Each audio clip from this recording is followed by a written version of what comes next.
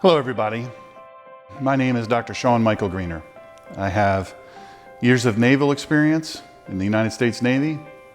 I have decades of experience with ExecutiveProtectionTeam.com, a company that I founded and ran, protecting some of the most high-risk people in the world, going to some of the most dangerous places in the world. I'm here to talk to you today as the final part of Earning America Back. You'll see on social media I've talked about that, the introduction as well as the part one. Well, this is the final part. What to do when BLM, Antifa, terrorists show up at your house, your work, on the street. Maybe you're on your way to work. Maybe you're on your way home. You're on your way to the grocery. Maybe you're on your way to your church. Maybe you're at your church. So what do? The number one question people ask me, we have a radio show that we do called The Collision of Faith and Politics. And in the Collision of Faith and Politics, we take questions a lot. And one of the biggest questions we get is, what do I do if they show up at my house? And here's the interesting thing. This is the sort of changing environment that we're dealing with now. Folks used to say, well, this is a city thing. Then it became, well, this is just a liberal city thing. And then they said, well, they're creeping out into our neighborhoods, where we live, where we work, where we grocery shop, where we worship. It's changed. Everything has changed.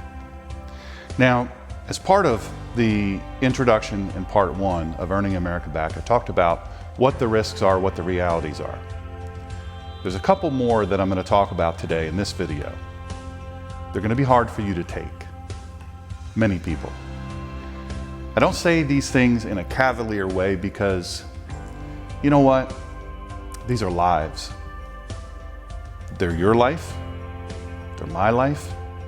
They're all the people that are so confused and so messed up in darkness that they are doing what they do and they don't really care about you. So we're gonna discuss really quickly who and what these people are and how you should view them as it relates to an attack on your home. I need you to understand that one of the biggest mistakes you make, I do a seminar called Looking Forward to Being Attacked. And that is the seminar I do for women all across the country. And in Looking Forward to Being Attacked, what I say to the audience, predominantly women, thousands of women, is listen, if you think that you were fighting for your life, you were. You have to know that you're fighting for your life. You have to know what your opponent is all about, what your enemy is all about, what your adversary is like. The struggle a lot of people have is this. When we view human beings, if we're good people, we don't like to view human beings as evil. We don't like to view human beings as dark. But there is darkness and there is evil. You say these are just college kids. These are just disenfranchised. Remember in the first two segments of this, available on Facebook, I talked about what these groups really are about. And I'm not going to rehash that now except to say BLM and Antifa are terrorist groups. It's not about racism. It's never been about racism. The only thing black and Black Lives Matter is the name. Antifa is made up of Marxists, communists, anarchists. Much of BLM is made up of Marxists, communists, and terrorists. You're not going to change their mind. You're not going to talk them out of attacking you. There was a time where, and I said this for years, conservatives would laugh at the left, the protesters, the rioters. They would laugh at them and say, well, you and your purple and your pink hair and your pasty skin, you just crawled out of your mother's basement. It's changed now. They're armed, they're trained, and they're committed. They don't care about you sitting on a side street dining area just trying to have a meal with your family or your friends. They'll stand in your face, they'll shake their fists, and sometimes they'll wait for you to leave and they'll attack you. Sometimes they'll attack you right there. They'll do the same in your home. They're coming to homes now. They're going through neighborhoods. Communities, good communities. The McCloskeys are a great example. Their home and their community was protected by a several $100,000 wrought iron and stone fence. They ripped that fence down like it was nothing. You can listen to the full video on YouTube or wherever else you watch your videos to hear some of the things that they were saying. We're going to rape you. We're going to kill you. We're going to burn you in your house. We're going to kill your kids. We're going to kill your dogs. We're going to burn your house down. That's why they came out with guns. Now, the McCloskeys seem like very nice people. They've been very successful. But they didn't have a plan, but what they did have is heart. They also understood that the opponent that they're facing, the adversary, the terrorists that were coming into their neighborhood, had they not done what they did, would have done what they said they were going to do. Burn their house down, rape her, and kill them. We can't laugh anymore about this. They're throwing bricks and blocks and cement-filled and urine and feces-filled bottles. They're armed with guns and military-grade lasers. They have carbon fiber helmets, bullet-resistant armor, AR-15s. This is what they have now. They are a terrorist army. Now, there was a time, a ways back, when we would say, listen, we're good citizens, we're conservatives, we're going to let the police handle it. I don't have any training on this area, so I'm going to let the police handle it. I don't like to have guns in my home. I don't want to have dangerous things going on in my house. So what I'm going to do is I'm going to call the police. I'm going to call the professionals. When I was a police officer and decades back, when they looked for police officers, they looked for people with military experience, combat experience. They looked for people with leadership experience, people that were used to a lot of stress, people that had been in a few skirmishes, some fights, some unarmed combat training. In the academy, you had boxing and you had martial arts training and you had lots of different things to train you to deal with an unarmed assailant. They taught you how to physically arrest someone. You know, I don't know if you know this, but people don't like to be arrested. Sometimes they'll lure you in, get you close, and then they'll fight you. Well, the modern police officer doesn't have that kind of training anymore. Because of lawsuits, excessive litigation in academies, people get hurt in the academy, because training is dangerous. And the ultra-litigious society that we have, those cadets who just came out of college and have their sociology degrees and their public policy degrees and all of these things, they're not the same type of people. I'm not saying that they're bad people. I'm just saying they're not the same kind of people. They're not prepared for what they're experiencing now. See, the idea was to transition from rough and tough police officers who could deal with any kind of danger into a college-educated police officer who was really about talking and interacting with the community. What they failed to realize is the community is changing. The police are outnumbered, significantly so. The police are in a place now where they're the minority. You hear all the hue and cry from BLM and Antifa and some of the others that hey, you know what's going on? We don't like all these helmets. We don't like all these shields. We don't like all these, all these military-style vehicles. We don't like all this stuff at all. We want you to get rid of it because it's intimidating. The real reason why they're doing that is to disarm the police. It's to take away their defensive tools so they can win against them. Now they have those tools. Antifa, BLM, all of those, they have those tools. So now when you call the police, they're not coming. And that's my point here. The police aren't coming, folks. They're not coming. And even if they do come, eventually, they're not going to be equipped to save your life. That's up to you. That's really what this is about. Understanding that your life, your home, it's all at risk. You'll hear the BLM and the Antifa terrorists say, all this is covered by insurance. You shouldn't defend with deadly force your home or your business because it's covered by insurance. That's part of reparations. Well, that's just a scam. Your home is your home.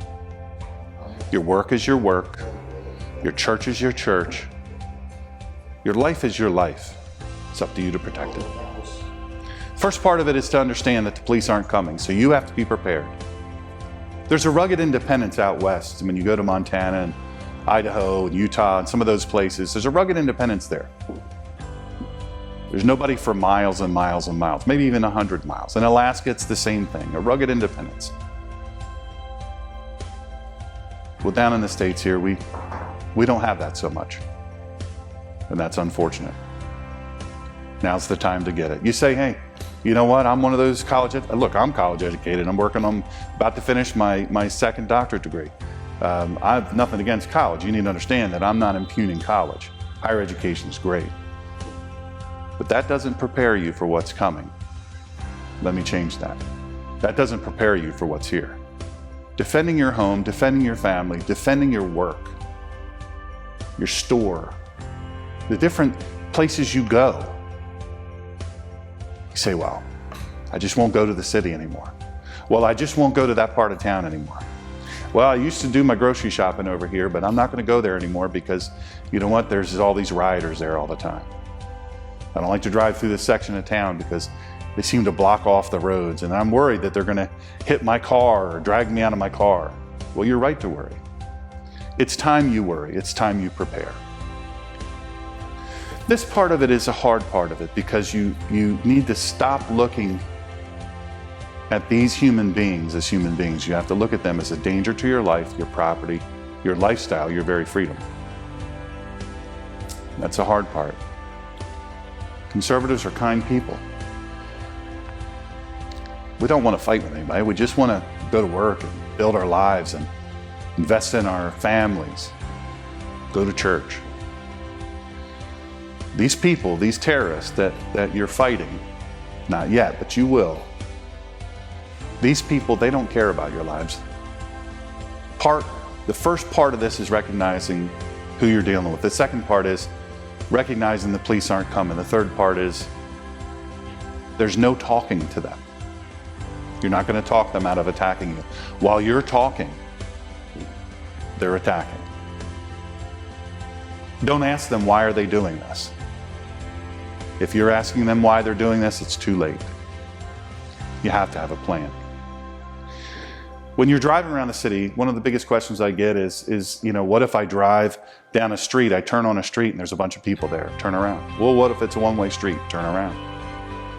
They've suspended the law, so you have to suspend the law. Turn around, go back down the street. If it's a one-way street, so be it.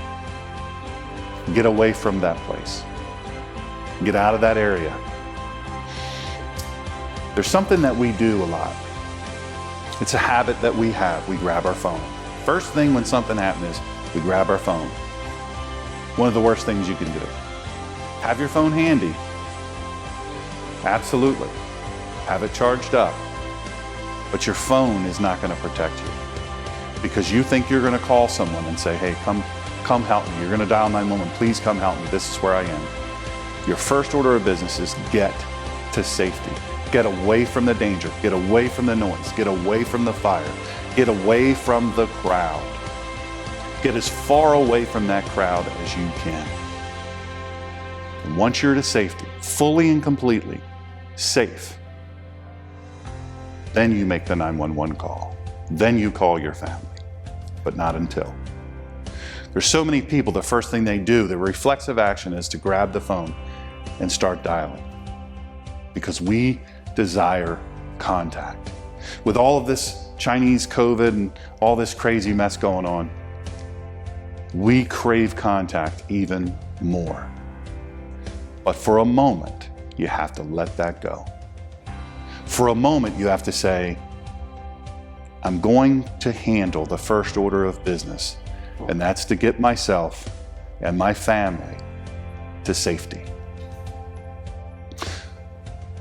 The next thing I want to say to you, probably going to be hard for you to contemplate, but you're going to have to contemplate it now, not at the time. Don't wait to think these things through until you're in that crowd. Maybe you turned down a street, you didn't see it in time. Maybe they came out of a side street. Maybe they were laying in wait for you. You have to decide what you're going to do when they block your car. Look, I'm not a lawyer. I've never played one on television. It seems like the law has been suspended. It seems like reason has been suspended. So when I give you this advice, I'm not giving this advice as a person that is legal advice in any way. You have to decide. You and your 5,000-pound vehicle, you've got the upper hand. The thing is, we stop because we value people. We stop because we don't want to kill people. What if there's an innocent person in that crowd? What if one of these crazy terrorists brought their kids, or someone else's kid is there and I hit them? If I run through that crowd, I'm going to be vilified. I'm going to damage my car. I'll get fired from my job. I'll be ostracized from my community. But will you be alive? You see what they do? They'll drag you out of your car and they'll beat you to death. You've got to get to safety. You've got to get through the danger. And the way that you do that is you drive. You honk your horn. You don't try to talk to them. You don't roll your windows down. The rocks and the bottles and the boards and all of these things are going to come. Keep driving. I can't tell you what to do for you. I can tell you for me. So that's a big thing for people to swallow. Driving over a human being. But that's what you have to do, or they will kill you. The next thing is if you're in your home. I get a lot of questions about when I'm in my home, what do I do? What if I'm in a cul-de-sac? This home, beautiful home I'm in now, is at the end of a cul-de-sac. There are only about 6 or 7 homes in here. So what if you look down the street and you see BLM or Antifa, or what they really are is terrorists coming for you? The crowd is coming. What do? You say, well, in the past I'd always call the police. Well, still call the police. Dial 911, tell them where you live, tell them your address, tell them your name, and say the crowd is coming toward my home. And they are shouting things that place me in fear of my life. They're carrying things that place me in fear of my life. That's very important. And you should be in fear of your life. But do you have a plan? Do you have the tools to protect your home? The very first part of this is a mindset. Yeah, insurance can replace all this. Sure it can. But this is yours. How long in America are we going to allow them to take what is ours? Listen, if you don't think the terrorists outside this country are watching what's happening in America and saying, now we know how to get in. Now we know what to do. Pay attention to that. But right now, let's deal with the ones that are here. If you've never been a gun person, you say, look, I'm afraid of guns. They're noisy. The recoil, the flash, all of that scares me. You know what gives you comfort and skill at arms? Training. There's training available all over this country. There's all kinds of training. You may have to drive a little bit. You may have to do some research, but get some training first. You say, well, shouldn't I get a gun first? No. Get some training first. Gain some comfort and skill at arms. And then learn how to acquire weapons. Weapons that you can use. Weapons that you can train with to gain competence. And then practice. Look at your home front and back. Is your home a multi-story home? Is it a single floor home? Does it have multiple entrances, front and back and side? Harden those entrances. Look, you're not going to keep these people out. If you can't keep them out of a commercial store with commercial windows and commercial doors, you're not going to keep them out of your house. But your objective is to slow them down, to make it easy. You don't want to make it easy for them to get in. You want to make it easy for you to hear where they are trying to get in. If you've armed yourself, cover and concealment. Cover is where they can't see you. Concealment, cover is where they can't see you and they most likely a round won't go through, a bullet round won't go through. Concealment is just hiding behind a couch, hiding behind a curtain. But cover protects you. You say, man, this is so stressful to think about this. I don't even like to think about having to have a gun. I don't like to think about having to take someone's life. America, that's where we are. I know you don't like to think about it. Nobody really does. You know, a war fighter and a sheepdog, we don't like to think about those things. But you know what? You have to think about those things. You have to think about them now. Because listen, if you live in a beautiful subdivision, a beautiful community, large or small, maybe you live out in the country. Friends, I am telling you, as much as you hear that tolling, that clock is ringing now. Time passes, things have changed. It's not like it used to be. You've got to accept that. The stress that you feel, you've got to allow that to empower you. Now, I'm not saying go out and get a bunch of tactical gear and a bunch of, tactical clothes and all of that. But you do well to get some of it. You do well to prepare. You say, well, Dr. Sean, what kind of firearm should I get for home defense? A shotgun is great. A pistol is great for close in, but it's not great for distance. I'll say this about pistols. If you buy a pistol, train with it. If you buy a rifle, train with it. Be prepared to train with it. Get competent professional training. And then buy ammo. You have to put yourself into another place. I know. Nobody likes to think about it. But you better think about it now. The next thing, maybe this is the hardest thing you've ever thought about in your life. The taking of a human life. Can I do it? Under what circumstances do I do it? When do I render deadly force? Am I allowed to kill someone that's breaking into my house? Look, wherever you live, this will go out to around the world.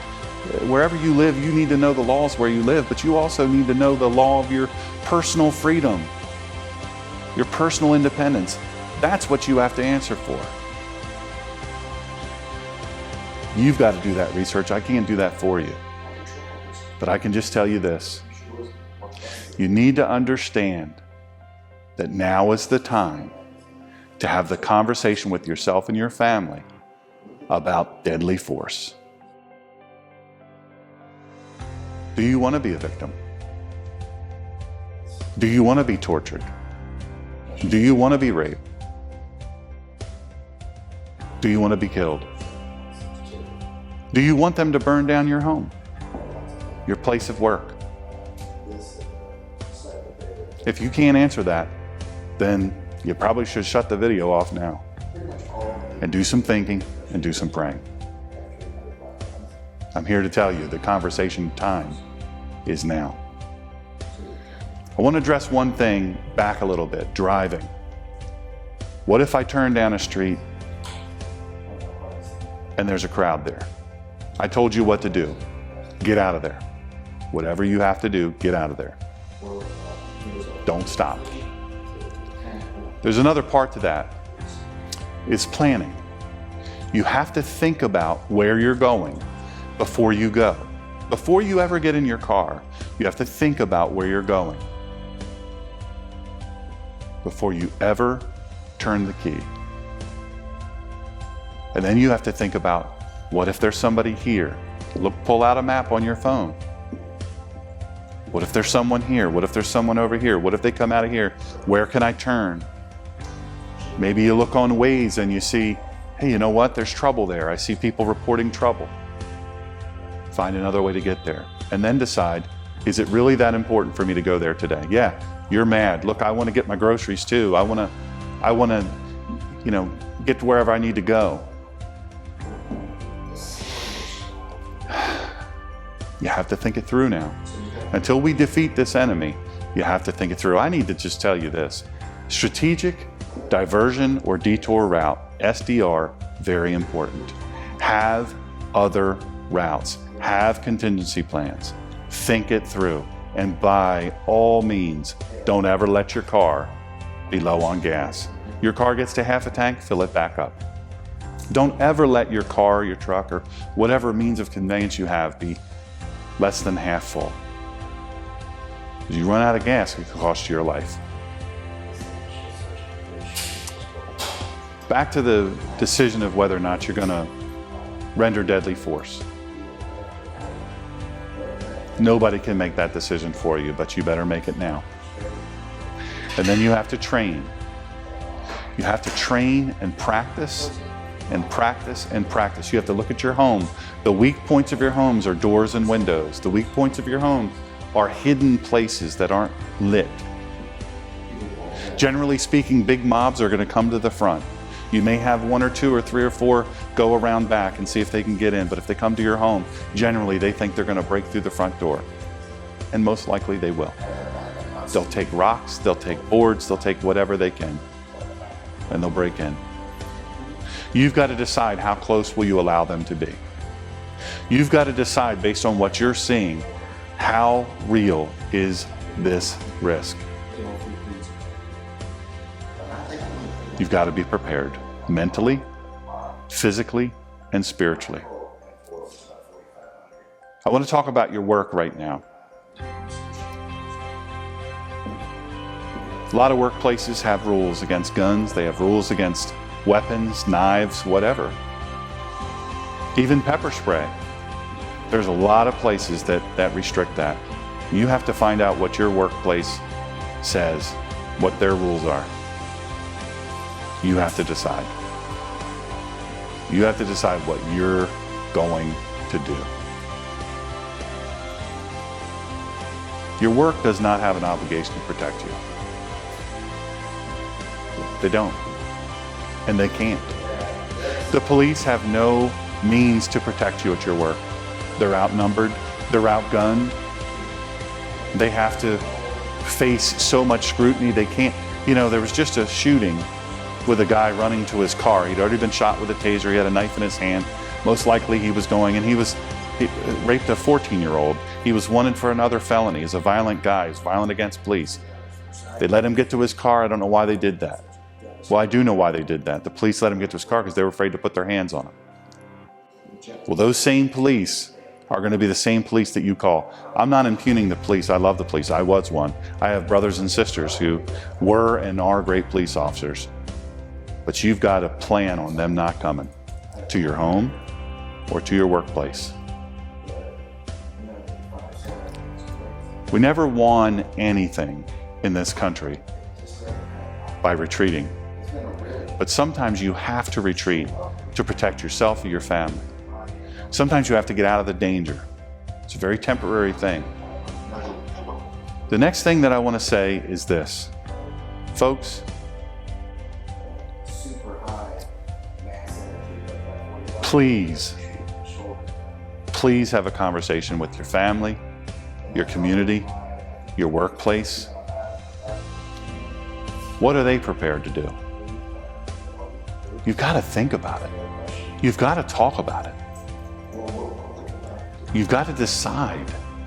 I have a hashtag it's hashtag decide, resolve, and stand. You've got to make a decision. You've got to do your research. Then you've got to resolve to that and you've got to stand. This country was not won by ceding to terrorists. We will lose this country. we will lose this country. You'll lose your home. You'll lose your work. You'll lose everything you've worked for if you don't fight back. You know why the police are being attacked? Because there are not thousands of us, good people behind them. Not metaphorically on our keyboards. I back the blue. That's great. That keyboard means nothing when they're getting shot at. What if there were thousands of us behind them saying, we're not going to let this happen? You know why the McCloskey's home and community, their beautiful home and community, was attacked? You know why they got locked up? Because there weren't thousands with them and behind them and beside them. Form a community. A force multiplier is something that makes you stronger or better or more effective. A force multiplier is your community. When you have a conversation with the people in your community, when you have a conversation with the people in your church, when you have a conversation with the people at your work and say, hey, this is coming here. This is a matter of time. It's not a matter of if, it's a matter of when. Have the conversation. Look, there may be people that at your workplace that they identify with BLM, they identify with an Antifa. Look, you can't do anything about those people. You're not going to talk them into seeing the error of their ways, the error of their ways. But what you can do is be aware of who you're dealing with and know that they may be a potential problem. You say, well, what do? I go around in fear? Do I go afraid? Should I live in fear? I don't want to live in fear. You can live in fear, or you can live in preparation, or you can live in denial. I say be prepared. Be prepared. Prepare your mind, prepare your body, prepare your spirit. Here's the other thing. Have supplies. Limit your need to go out if you don't need to. You don't have to. But if you have to, then you have to. If you need to go out of your home for basic supplies, then that puts you in a very delicate position, because a riot could last days and days and days. The riots in Portland are in their 90th something day. Those people can't get in and they can't get out. Those business owners, those homeowners, there's apartments above a lot of those buildings. They can't get to their homes. They can't get out. Some are stuck in there. Be prepared. Be prepared. We are at war with evil. Make no mistake about it. My name is Dr. Sean Michael Greener. I believe that it's time for us to earn America back. Stand strong for your law enforcement. Stand strong for your military. Support them in every way that you can, but be prepared. I've talked about lots of things. Send me an email at smgreener@gmail.com. Send me a message on Facebook. Follow me on Facebook. Follow me at The Good Doctor on YouTube. Click on the little bell. Click on subscribe. Follow me at The Ninja Pastor on Twitter. I'm also on Parler at smgreener. Follow me there. Send me your questions. I'll gladly answer them. God bless you, and God bless the United States of America. One more thing. This isn't a political message. I want to tell you there's going to be riots whether Joe Biden is elected or he's not. There are going to be riots whether Donald Trump is reelected or he's not. Either way, there's going to be riots. It will, in fact, probably be worse than it is now in either case. Be prepared. I will say this. If we reelect Donald Trump, he's not going to let this go on. Once he's reelected, he will not allow this to go on. On that, you can rest assured. In the meantime, prepare your mind, prepare your body, prepare your spirit.